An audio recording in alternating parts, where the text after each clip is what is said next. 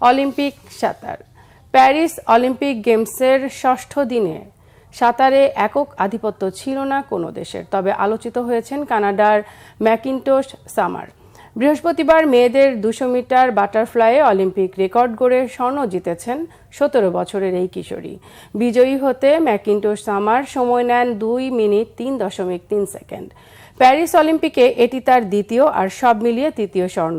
এই ইভেন্টে যুক্তরাষ্ট্রের স্মিথ রেগান রৌপ্য, চীনের ঝ্যাং ইউফেই ব্রোঞ্জ পদক জেতেন। মেয়েদের 200 মিটার বেস্ট্রোক জেতেন যুক্তরাষ্ট্রের কেট ডগলাস। 2 মিনিট 19.24 সেকেন্ড সময় নিয়ে মার্কিনীদের মধ্যে রেকর্ড গড়া ডগলাস দক্ষিণ আফ্রিকার তাতিয়ানা স্মিথ ও নেদারল্যান্ডসের টেস শোটেনকে হারান।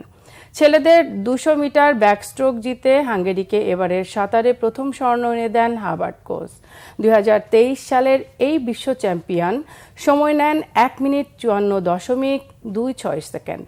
গ্রিসের অ্যাপোস্তোলোস ক্রিস্তো রৌপ্য, সুইজারল্যান্ডের রোমান মিতাই ওকো ব্রোঞ্জ জেতেন। মেয়েদের 4x200 মিটার রিলেতে অস্ট্রেলিয়ার মলি ওকাহালান, লানি পলিস্টার, বিয়ান্না থোরসেল ও অ্যারিয়ানা টিটমাস এবার অলিম্পিক রেকর্ড গড়ে বিজয়ী হয়েছেন।